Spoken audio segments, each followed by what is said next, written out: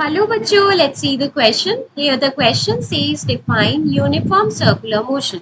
So यहाँ पर question में हमसे पूछा गया है कि uniform circular motion क्या होता है.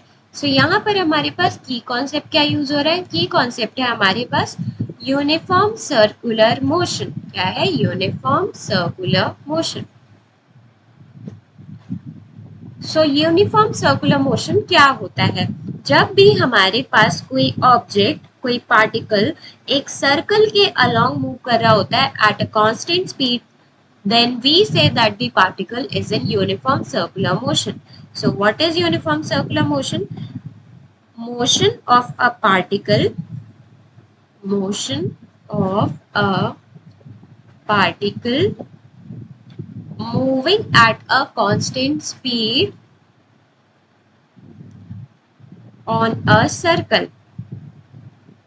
Constant speed on a circle.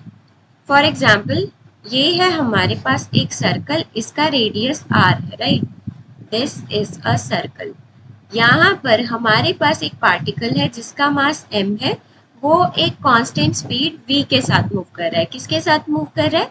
v के साथ मूव कर रहा है. तो यहाँ पर जो हमारे पास स्पीड है वो तो कांस्टेंट है, बट यहाँ पर स्पीड की डायरेक्शन कॉन्टिन्यूसली चेंज हो रही है, मतलब velocity vector.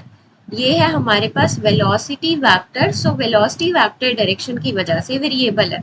So velocity vector अगर वेरिएबल है तो यहाँ पर एक्सेलरेशन भी एक्ट करती है, जिसको हम बोलते हैं सेंट्रीपिटल एक्सेलरेशन. क्या बोलते हैं? Acceleration known as centripetal acceleration, जो लगती है सेंटर के टूवर्ड्स और perpendicular to we.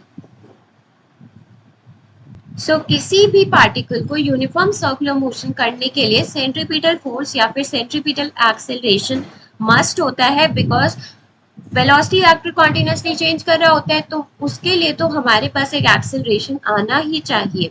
So hope you understood it well. Best of luck and thank you.